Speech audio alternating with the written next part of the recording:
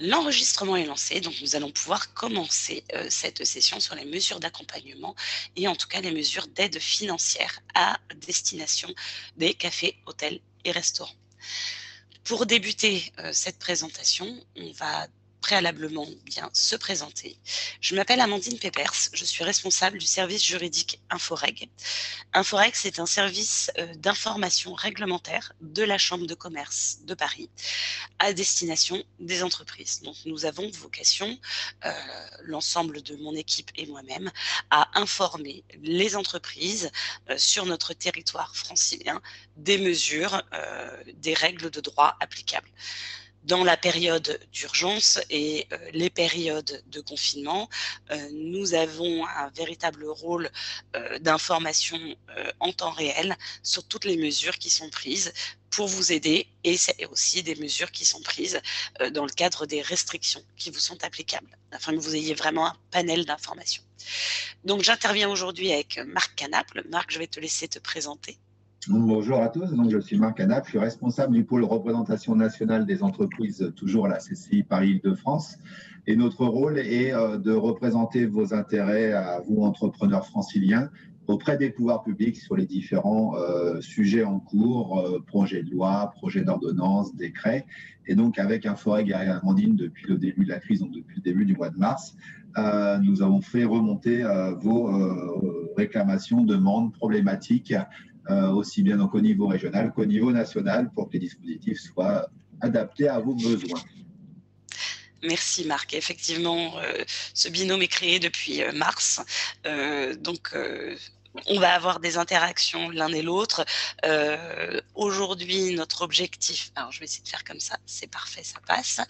Aujourd'hui, on va voir un peu les dispositions relatives aux restrictions d'ouverture dont vous faites l'objet, et également tout ce qui va être relatif aux problématiques de loyer en cette période particulière. Ensuite, nous aurons une intervention sur le fonds de solidarité, l'activité partielle et les exonérations de charges. Pour ma part, je vais principalement vous parler des restrictions ainsi que la problématique des loyers, et je laisserai Marc prendre la main. Vraiment, n'hésitez pas à poser vos questions au travers du chat ou demander la parole. Je vois qu'une autre personne est arrivée, donc je le répète, vous avez le chat pour converser avec nous ou vous demander la parole. Merci. Sur les restrictions d'ouverture à l'égard des cafés, hôtels, restaurants. Bon. Depuis maintenant fin octobre, nous sommes de nouveau dans des mesures fortement restrictives liées à vos activités, puisque les restaurants débit de boissons font l'objet d'une fermeture totale d'accueil du public. Donc, vous n'avez pas le droit d'accueillir du public et donc de recevoir vos clients au sein de vos établissements.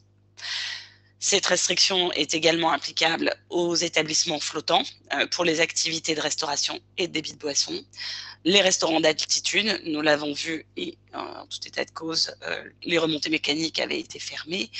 Et les hôtels ont la possibilité d'accueillir du public, mais pas dans les zones de restauration. Seul le room service est possible. Vous avez toujours la possibilité d'accueillir du public, mais uniquement pour vos activités de livraison et de vente à emporter. Pour les hôtels, seul le room service des restaurants et des bars d'hôtels sont possibles et donc peuvent continuer. Ensuite, nous avons aussi la restauration collective sous contrat qui, elle, ne fait pas l'objet de mesures de restriction.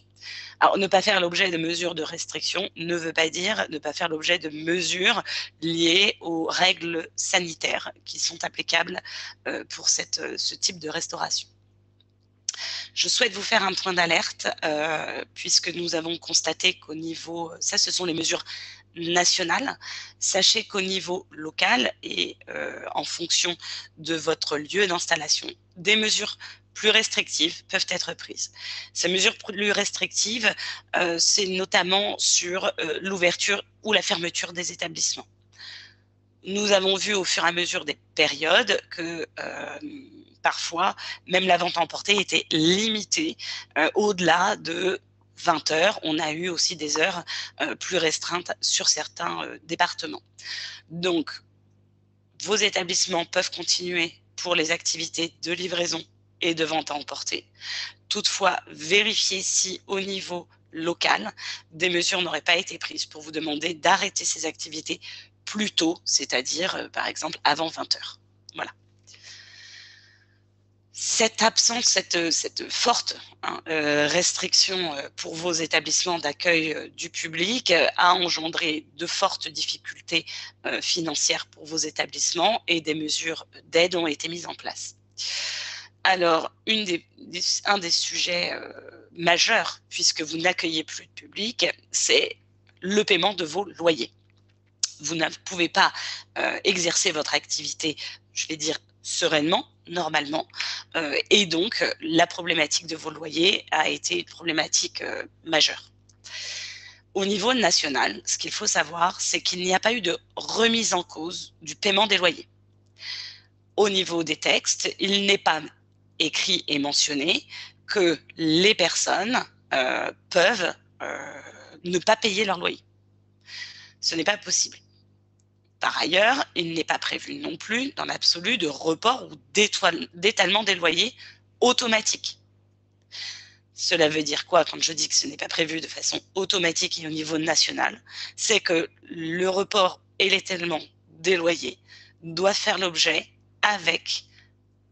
d'une négociation avec le bailleur. C'est un point clé, un point extrêmement important. Cela vous implique pour vous d'avoir un échange avec votre bailleur pour demander le report ou l'étalement du loyer. Nous ne sommes pas néanmoins sans aucune mesure à cet égard. Dans le principe, vous devez payer votre loyer. Dans le principe, vous devez négocier avec votre bailleur.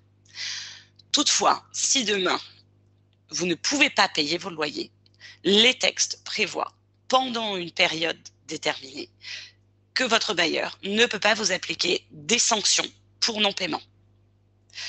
Donc oui, vous devez le payer, mais néanmoins, si vous ne le faites pas, le bailleur ne peut pas aujourd'hui, en l'état actuel des choses, et puisque vous êtes en mesure restrictive, vous appliquer des sanctions. Donc il ne peut pas vous demander des intérêts, des pénalités, ou toute mesure financière à votre égard du fait du non-paiement. Il ne peut pas non plus vous demander une exécution forcée de ce paiement ou vous enjoindre à faire le paiement actuellement. Par ailleurs, les textes prévoient aussi qu'il n'est pas possible pour le bailleur de faire une demande de mesure conservatoire pour les loyers pendant la période de protection juridique. Car la période de restriction a engendré une période de protection juridique. Et donc, le fait de ne pas pouvoir appliquer ces sanctions. Je vous mets en garde car, certes, aujourd'hui, ils ne peuvent pas appliquer ces sanctions, mais au jour de la levée de la protection juridique, le bailleur est en mesure de vous demander le paiement de ses loyers. C'est pour ça qu'il est extrêmement important et essentiel d'engager une négociation avec votre bailleur afin notamment de pouvoir demander ce report, cet étalement et de gérer avec lui l'ensemble des loyers non payés ou sur lesquels vous avez eu des difficultés de paiement. Ne pouvant remettre en cause le paiement des loyers, des mesures ont néanmoins été prises pour inciter les bailleurs. Vous avez, et je pense que vous en avez entendu parler puisque les médias en parlent beaucoup en cette période, le gouvernement a mis en place ce qu'on appelle une mesure incitative pour les bailleurs. Quelle est-elle?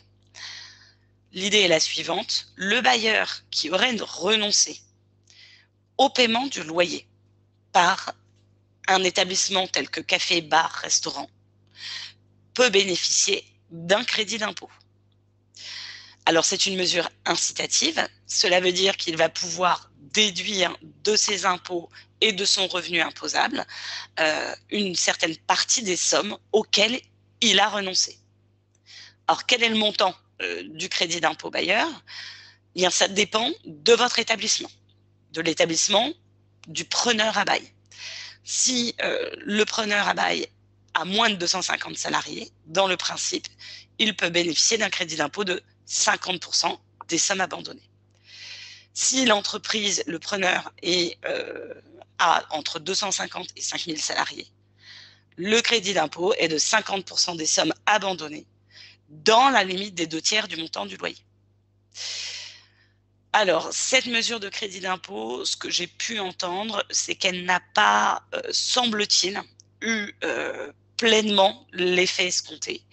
On n'a pas de retour particulier sur ce point, mais il semblerait que les bailleurs ne l'aient pas utilisée autant que souhaité par le gouvernement lorsqu'elle a été mise en place. Ça, c'est une mesure nationale. Oui, Marc? Si tu me permets, pour Bien sûr. ce que tu dis, effectivement, il faut préciser que ce crédit de 50% est applicable sur le loyer du mois de novembre. Donc, ce qui déjà réduisait la portée de la mesure, pardon. Et puis surtout, la loi qui a été adoptée, alors je ne voudrais pas dire de bêtises, mais le 21 décembre définitivement, et promulguée ce jour-là, prévoyait que l'abandon de créance devait intervenir au plus tard le 31 décembre. Il faut aussi dire que les conditions réglementaires n'étaient pas nécessairement les plus favorables pour une mise en œuvre large du processus. Effectivement, toute la renégociation doit avoir été réalisée avant le 31 décembre pour que le bailleur puisse en bénéficier. Merci Marc de cette précision. J'aimerais également préciser un point. Lors de la période, lors de ces différentes périodes, la ville de Paris a mis en place aussi des mesures. Donc là, on n'est plus au niveau national, mais au niveau local, et a prévu, selon des établissements, selon les effectifs, selon l'activité, des exonérations de loyer qui ont pu aller de 3 à 6 mois. Donc, si vous êtes preneur de la ville de Paris, parfois, il est arrivé qu'effectivement, le preneur à bail ait fait l'objet d'aide au travers notamment une exonération de loyer. Voilà ce que j'avais à vous préciser principalement sur la partie loyer. Je ne sais pas si vous avez des questions. J'ai vu qu'il y avait une question. Possibilité de location de salle sans service de restauration si déjà pratiqué auparavant. Alors, tout dépend quel est l'objectif de la location de salle, puisque ce qu'il ne faut pas oublier non plus, là on est axé et j'ai axé le point des restrictions d'ouverture uniquement sur les restaurateurs. Toutefois, sachez qu'un certain nombre d'établissements recevant du public font aussi l'objet de restrictions. Et l'accueil du public n'est pas ouvert en tout état de cause. Donc j'ai envie de vous dire, sur la location, ça dépendrait pour des formations B2B. Alors les formations en présentiel sont autorisées, donc oui, et ça, attention, les formations sont autorisées dans le respect des mesures sanitaires qui sont strictes. Donc dans l'absolu, au regard de ce que vous mettez en évidence, mais je n'ai pas tous les points, cela pourrait être envisagé, mais il y aurait également à vérifier votre bail, vérifier les différentes possibilités qui sont aujourd'hui ouvertes à vous. Comme ça, mais je ne peux pas vous conseiller au travers d'un webinaire, comme ça, dans l'absolu, oui, les formations peuvent avoir lieu. Attention, une formation, il faut avoir l'ensemble des équipements, il faut avoir aussi toutes les règles et les mesures de sécurité. Alors, je parle au-delà des sécurités sanitaires, de la sécurité. En fonction de votre cas, il faudrait effectivement creuser pour vérifier si vous pouvez le faire ou non. Vous aurez, alors ce que je peux vous conseiller, c'est soit de vous rapprocher d'une des permanences qui aura lieu de cet après-midi auprès d'un avocat, ou de nous recontacter pour qu'on évalue voilà, votre possibilité sur ce point. J'espère avoir répondu à votre question, même si je suis restée généraliste. Il ne semble pas qu'il y ait d'autres questions sur ce point. Marc, je vais te laisser reprendre la main. N'hésite pas à me dire quand tu veux que je passe les slides, du coup. Ton micro est coupé. Et je coupe le mien. Mauvaise habitude. Oui, bonjour à tous. Donc, nous allons d'abord voir les aides pour accompagner la baisse de l'activité d'entreprise, à savoir le fonds de solidarité et les exonérations de charges sociales. Puis nous verrons ensuite ce qui est relatif, le cas échéant, à l'activité partielle. Donc, premier slide, Amandine. Celui sur le fonds de solidarité pour le mois de novembre. Alors pourquoi je repars du mois de novembre? Tout simplement parce que j'imagine que vous êtes coutumier maintenant du mécanisme, mais le fonds de solidarité doit être demandé pour le mois en question dans les 2 mois qui suivent. Donc aujourd'hui, les demandes jusqu'au mois de octobre 2020 sont closes. Il n'est plus possible d'en faire. Et pour le mois de novembre 2020, il faut faire sa demande avant le 31 janvier 2021. Et puis pour le mois de décembre, il faudra faire la demande au plus tard le 28 février, même si on a constaté en pratique le service sur le site de la DGFiP rester ouvert généralement 4 ou 5 jours au-delà de la date limite. Mais bon, soyez attentifs aux dates pour faire vos demandes. Donc du coup, aujourd'hui, n'importe quelle entreprise française n'est plus éligible, quoi qu'il arrive, qu'au fond du mois de novembre 2020 et décembre 2020. Donc du coup, de novembre, les conditions, il faut toujours pour le mois de novembre ne pas dépasser les 50 salariés et il faut que le dirigeant de l'entreprise ne soit pas titulaire au premier jour du mois, donc au 1er novembre, d'un contrat de travail à temps plein. Et quoi qu'il arrive, il fallait que l'activité ait débuté avant le 30 septembre. Pour ce mois de novembre, le Fonds de solidarité vise 2 hypothèses. L'entreprise qui a fait l'objet d'une fermeture administrative au public, ce qui est probablement votre cas puisque nous sommes sur un webinaire hôtel, café, restaurant, où l'entreprise a subi une perte de chiffre d'affaires d'au moins 50%, comme on va le voir dans le slide suivant. Merci. Quelles sont donc les différentes aides envisageables? L'entreprise a fait l'objet d'une fermeture administrative ou appartient au secteur S1, ce qui est le cas des hôtels, cafés, restaurants. Et donc, l'aide pour le mois de novembre est égale au montant de la perte de chiffre d'affaires dans la limite de 10 000 €. Pour les autres entreprises, mais qui normalement nous concernent moins ici, celles qui font partie de ce qu'on appelle le secteur 1 bis, à savoir qui dépendent du secteur de l'événementiel, du tourisme, du sport, de la culture et du transport aérien, j'en oubliais un. Là, pour le coup, l'aide est égale à 80% de la perte de chiffre d'affaires dans la limite de 10 000 €. Et puis pour les autres entreprises qui auraient subi une perte de chiffre d'affaires en novembre, mais sans entrer dans les cases précédentes, l'aide est égale, là encore, à la perte de chiffre d'affaires, mais dans la limite de 1 500 €, le fonds de solidarité tel qu'on le connaissait depuis le mois de mars. Je vous le rappelle, je ne le redirai pas, je le dis ici, la demande, mais j'imagine que vous le savez, se fait sur le site impôts.gouv.fr via votre espace particulier et pas l'espace professionnel en utilisant la messagerie sécurisée. Qu'est-ce qu'il se passe désormais pour le mois de décembre? Alors, pour le mois de décembre, les conditions ont été élargies puisqu'il n'y a plus de conditions d'effectif maximal et que si le dirigeant ne doit pas être titulaire d'un contrat de travail à temps plein au premier jour du mois, ce n'est valable que c'est valable cette condition, sauf si l'effectif salarié annuel de l'entreprise est supérieur ou égal à 1, ce qui est souvent le cas dans un hôtel, café, restaurant. Quelles sont là les hypothèses visées? L'entreprise a fait l'objet d'une fermeture administrative au public entre le 1er ou 30 décembre, ou l'entreprise subit une perte de chiffre d'affaires d'au moins 50% au mois de décembre. Et je suppose que vous êtes dans la première catégorie, fort logiquement. Donc, dans ce cas, quel est le montant des aides?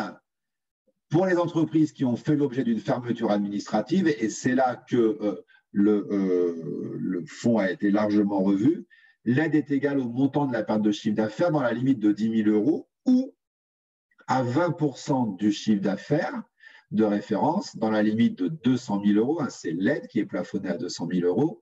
Et là, c'est au demandeur de choisir l'option qui lui est la plus favorable. Donc, à vous de faire un rapide calcul sur l'aide qui vous sera préférable de demander.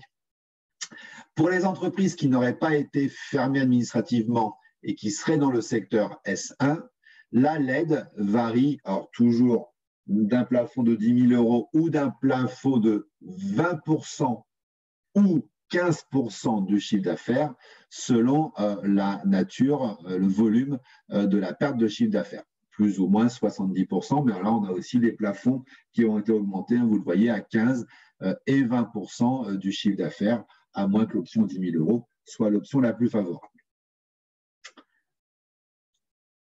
Il reste deux hypothèses, mais qui normalement ne vous concernent pas, que j'ai quand même mises là au cas où. C'est les entreprises du secteur S1 bis, donc du secteur dépendant du secteur de ce qu'on appelle le plan tourisme, et qui là ont droit à une aide égale à 80% de la perte de chiffre d'affaires dans la limite de 10 000 €. Donc, les plafonds de 15 ou 20% de chiffre d'affaires ne leur sont pas applicables. Et enfin, il reste le fonds de solidarité classique pour les autres entreprises qui auraient perdu 50% de leur chiffre d'affaires. Et donc, dans ce cas-là, elles ont une aide limitée à 1 500 €. Donc, normalement, si vous êtes bien dans la cible de ce webinaire aujourd'hui, hôtel, café, restaurant, vous êtes dans les entreprises fermées administrativement et donc le plafond pour vous est celui des 20% de chiffre d'affaires dans la limite de 200 000 €. Je le dis tout de suite, les aides dont bénéficie l'entreprise, parce que vous avez peut-être entendu cette information aujourd'hui, les aides dont bénéficie l'entreprise sont plafonnées par une règle européenne à 800 000 € pour l'année.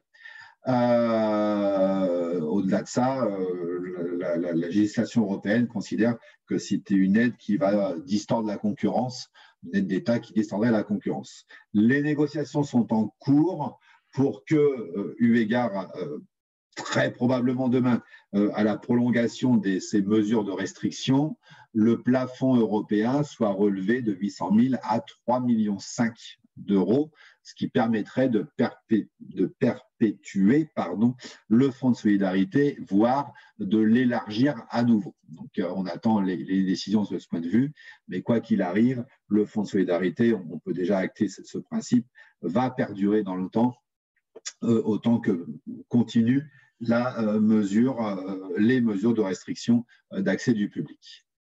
On peut passer au slide suivant, s'il te plaît, Amandine. Alors, un slide que je vous résume, hein, vous le lirez à tête reposée, mais qui vise les différentes hypothèses pour évaluer son chiffre d'affaires de référence, puisqu'on va vous demander parfois de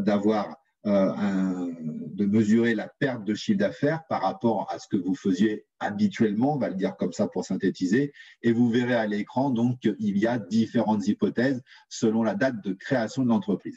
Un point important pour vous est celui de l'activité de, on va dire, click and collect. Le décret nous dit textuellement les activités de vente à distance avec retrait en magasin ou livraison.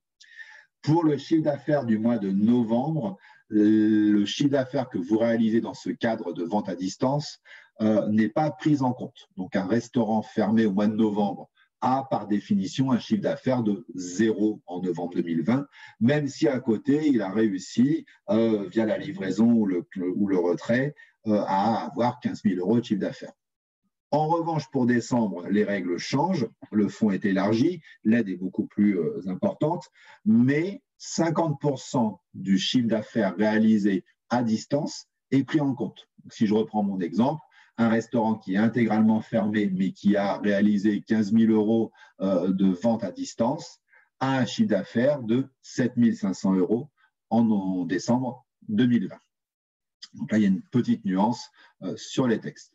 Alors là, on va passer très vite, sauf si quelqu'un se signale comme étant une discothèque, mais le fonds de solidarité pour les discothèques est très différent, puisque pour elles, le fonds de solidarité volet 1, c'est 1 500 € par mois, donc basique. En revanche, elles ont un volet 2 et ce sont les seules aujourd'hui à avoir un volet 2 qui leur permet de compenser par ailleurs les pertes de chiffre d'affaires puisqu'elles sont fermées depuis le mois de mars. Et ce volet 2, je le synthétise comme ça, leur attribue une aide pouvant aller jusqu'à 15 000 € par mois. Alors, c'était le cas pour juin, juillet et août 2020. Et comme on le verra dans le slide suivant, Amandine, c'est aussi le cas pour septembre, octobre et novembre 2001. Et donc, ça peut donc aller sur, à chaque fois, ces trimestres-là, jusqu'à des sommes de 45 000 €. Voilà pour cette spécificité.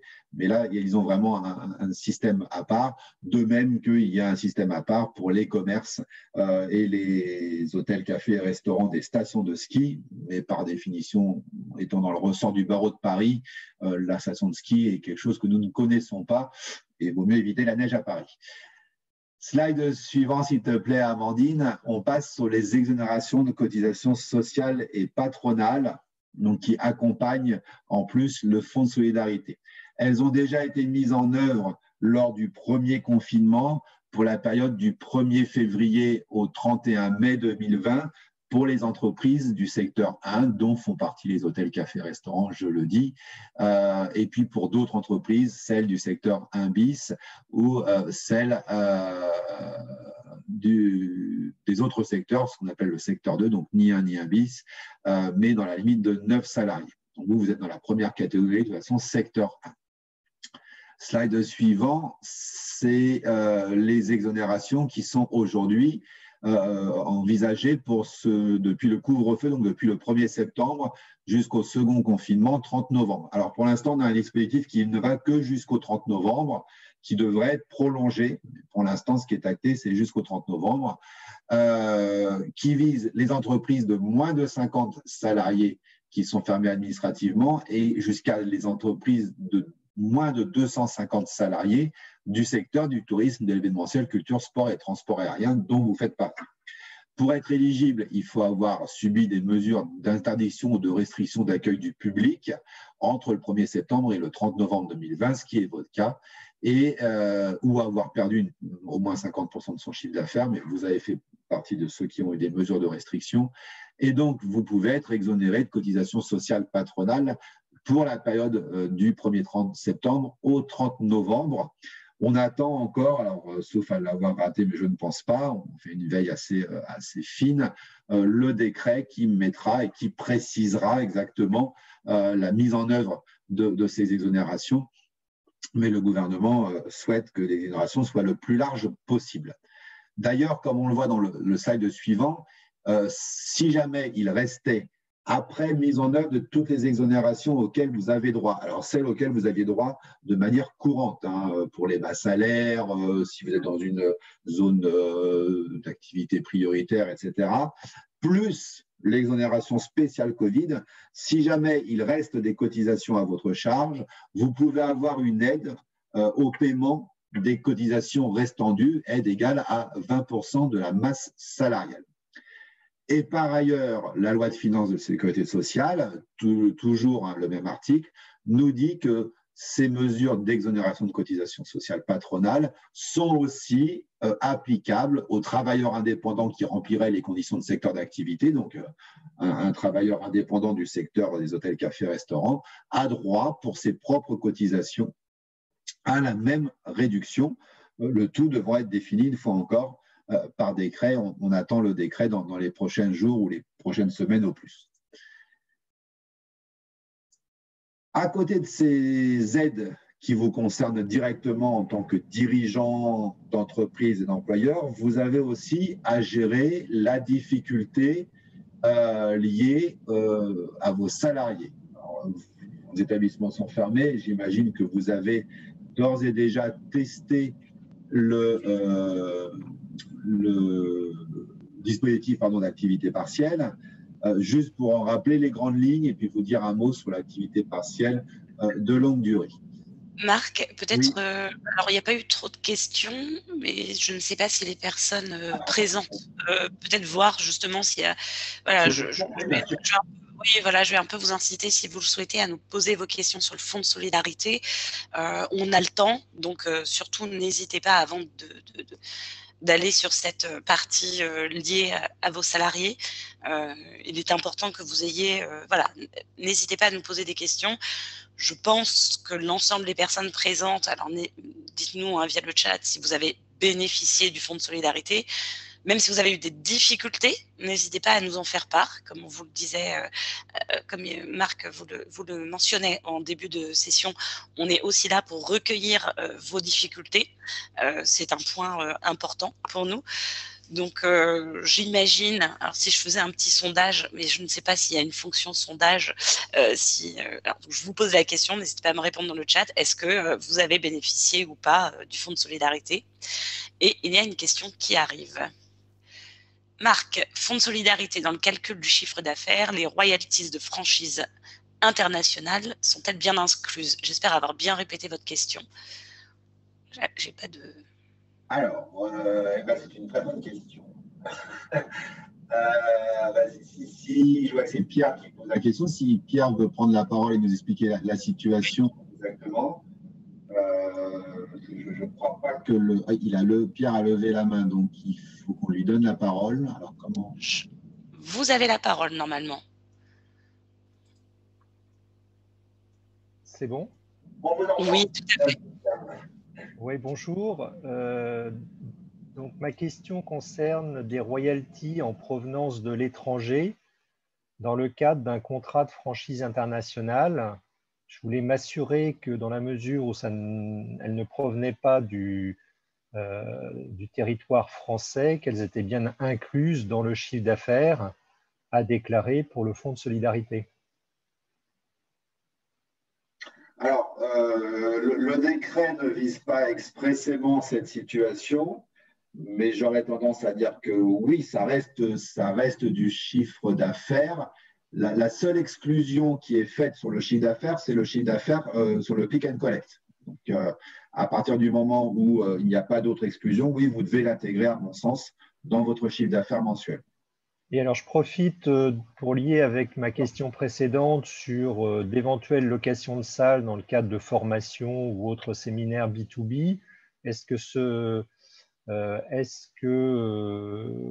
le chiffre d'affaires doit être déclaré à 100% ou comme le click and collect à 50% pour le mois de décembre? Alors, non, je pense que la réponse est la même. À partir du moment où vous allez faire un chiffre d'affaires et que seul est exclu pour le mois de décembre 50% du chiffre d'affaires sur le click and collect, vous allez devoir le déclarer. À 50%? Ah non, intégralement. D'accord, oui, ça paraît logique. Ouais. Non, en fait, il faut raisonner, mais vous avez raison de poser la question, il faut raisonner à contrario.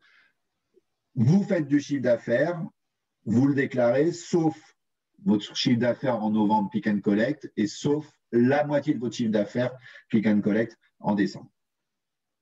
Entendu. Merci. Je vous en prie.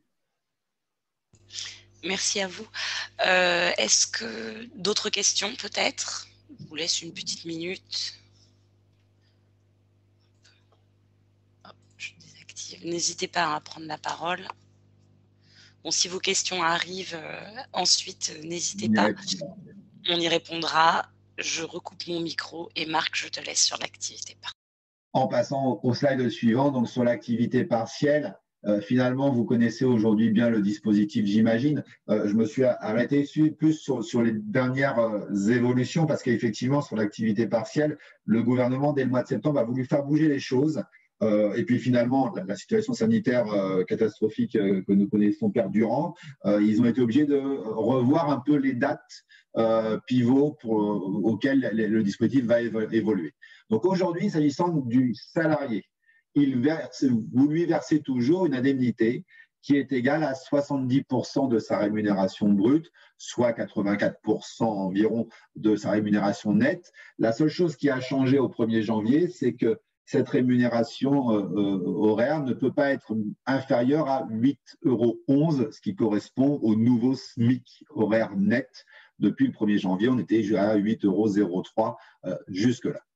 De votre côté employeur, quand vous allez demander à percevoir l'allocation d'activité partielle qui va vous être versée par l'État, les choses devaient évoluer au 31 décembre. Finalement, le gouvernement a reporté les dates et donc pour les entreprises qui sont particulièrement affectées par la Covid, ce qui est votre cas, vous avez toujours droit jusqu'au 31 mars 2021 pour le moment à une prise en charge intégrale de la somme que vous aurez versée à votre collaborateur. Donc, pour vous, il n'y a pas de reste à charge à ce jour et jusqu'au 31 mars sur l'activité partielle. Normalement, à partir du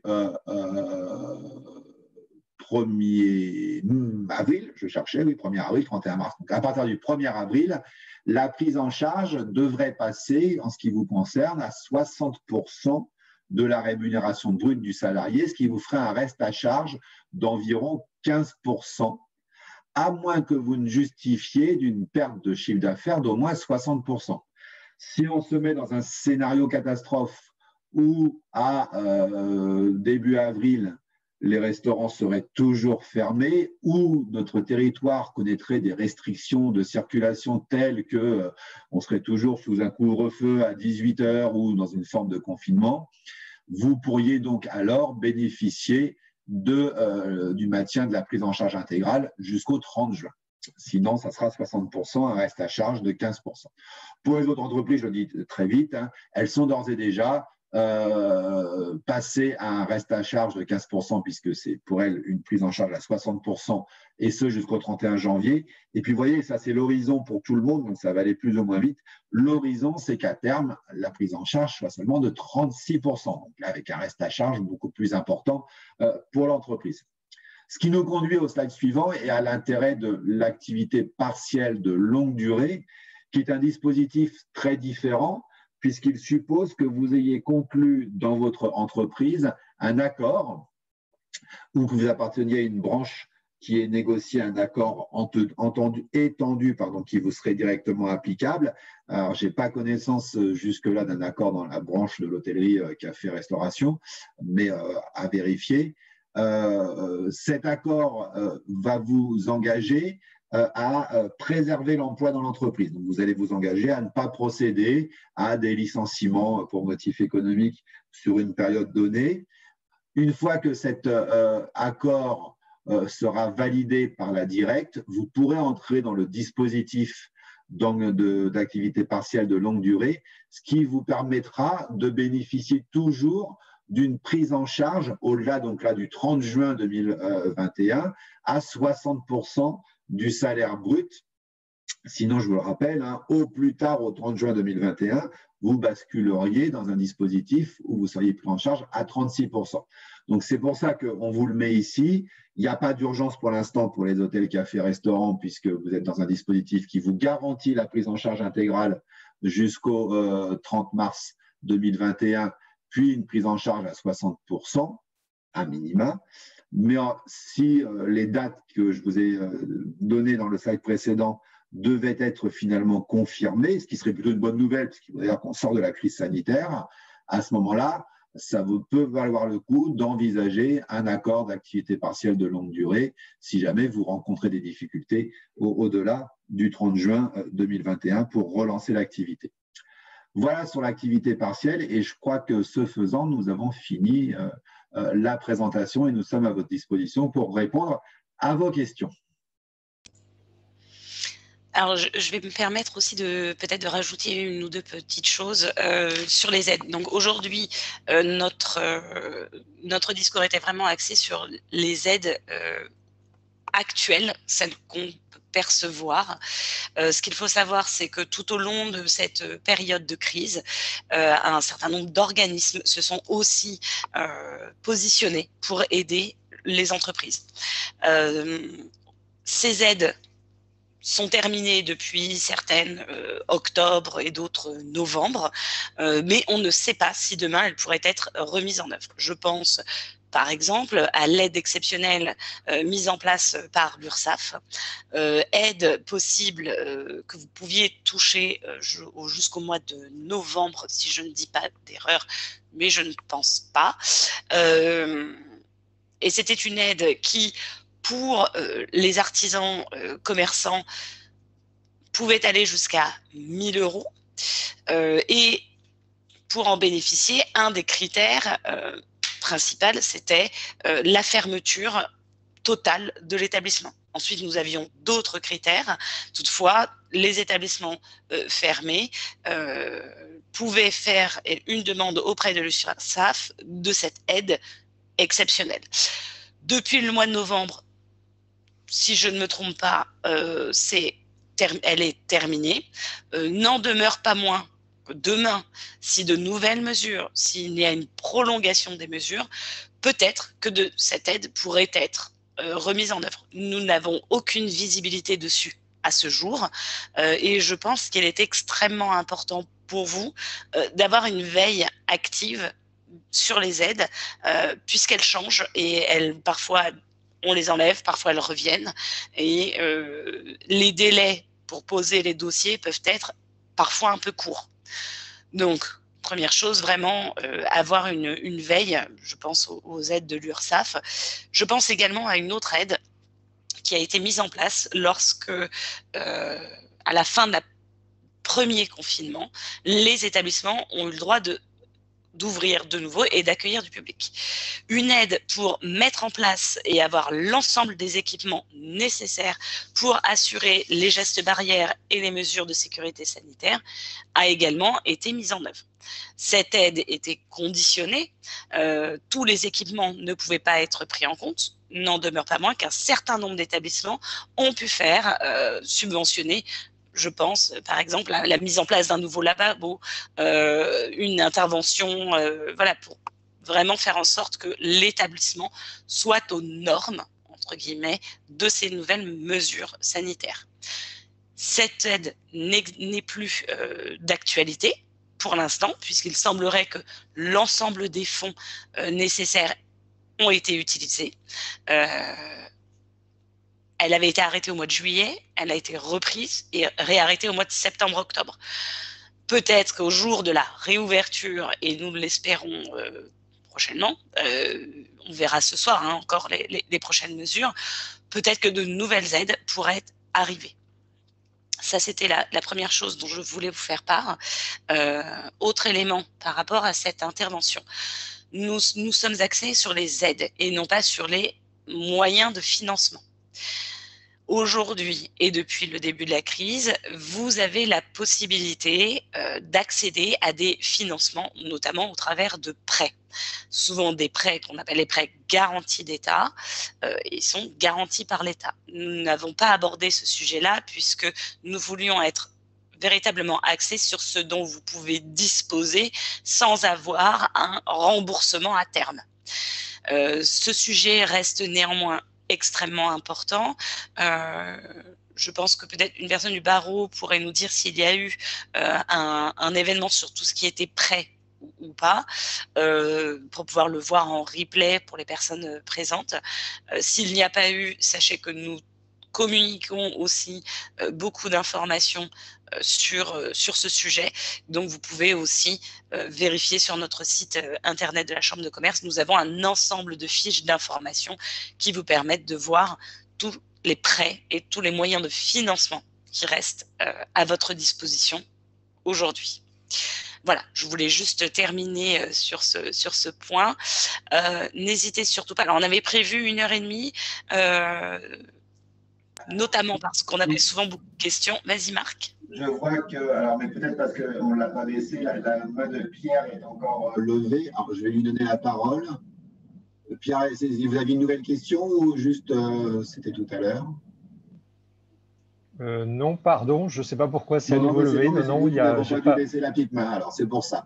Je n'ai pas d'autres questions. En revanche, je peux profiter, j'en ai une quand même, qui n'était pas liée à la main levée.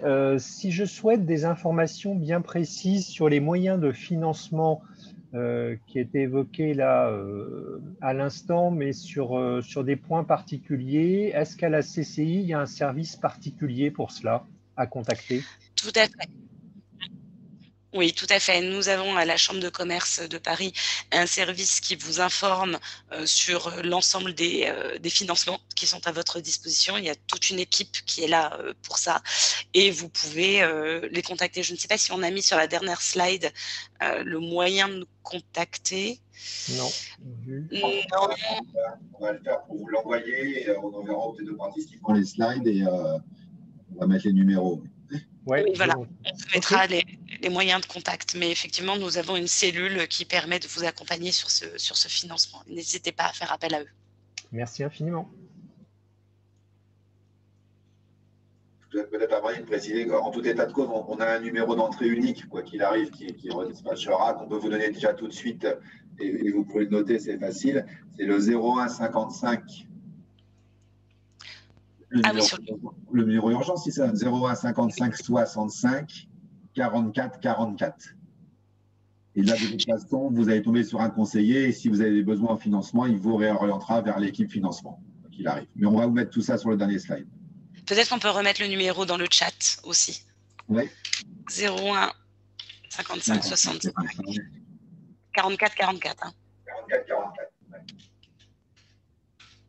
C'est vrai que j'ai le réflexe du 0820, mais qui est pour d'autres sujets. Donc, non, là, vous pouvez les contacter effectivement quand vous êtes dans ces besoins et on vous accompagnera avec grand plaisir. Voilà, et l'équipe financement peut même vous accompagner dans le montage des dossiers, donc il n'y a aucun souci. Alors, je ne sais pas si d'autres personnes ont des questions. Alors, je vois que Ian me demande s'il y aura une copie du PowerPoint. Oui, on va vous envoyer le PowerPoint et la séance a été enregistrée, donc vous pourrez la regarder en replay. Aurélia, souhaitez-vous clôturer cette session? Peut-être des informations particulières par rapport au programme de l'après-midi pour que les personnes puissent aussi utiliser les permanences des avocats? Ah, du coup, il faut que je vous donne la parole. Excusez-moi. Enlever la main. Aurélia, bah oui. Alors, si vous souhaitez avoir une consultation gratuite par un avocat par téléphone, je vais vous mettre dans le chat l'adresse mail à laquelle vous devrez écrire et on vous orientera vers une permanence. Donc, les permanences, elles sont en… alors, je vais prendre la liste pour ne pas en oublier. En droit commercial, donc pour toutes les questions d'ordre un peu général que vous pouvez avoir. Il y a aussi des permanences en droit fiscal, droit du travail, droit des assurances et droit des baux commerciaux. Donc, je vous donne l'adresse mail, c'est ad-tpepme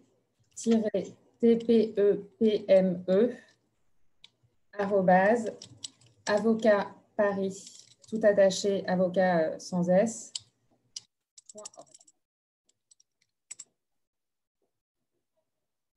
Je vais vous donner aussi le site internet sur lequel vous pouvez trouver toutes les permanences qui sont organisées au sein de la CCI, mais aussi dans les mairies d'arrondissement, dans les points d'accès au droit, voilà, dans plusieurs structures. Donc, si vous n'avez pas le temps aujourd'hui, mais que vous avez besoin d'avoir une consultation juridique gratuite de la part d'un avocat, vous pouvez aussi prendre rendez-vous pour d'autres permanences dans plusieurs structures, par téléphone ou en présentiel. Donc voilà, j'ai mis le site dans le chat. Et voilà. Alors, je vois, Amandine, voilà une autre question qui est arrivée entre-temps d'Hélène qui nous dit « Bonjour, j'ai une question sur les crédits d'impôt pour les bailleurs. Est-ce que ma bailleuse a pu mettre cela en place sans que j'en sois informée ?» A priori, non, Hélène, puisqu'elle doit justifier, pour bénéficier des crédits d'impôt, d'avoir abandonné le loyer du mois de novembre. Donc, et elle va devoir donner des preuves comptables qu'elle n'a pas encaissé ce loyer. Donc, si vous avez versé votre loyer du mois de novembre, a priori, elle ne pourra pas bénéficier de cette aide.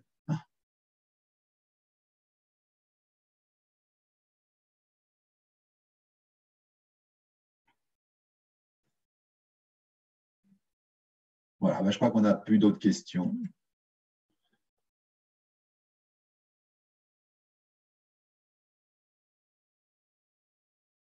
Oh, Amandine, tu as ton micro coupé, Amandine. Merci, Marc. C'est le réflexe de toujours couper le micro pour être sûr de ne pas déranger la personne qui parle.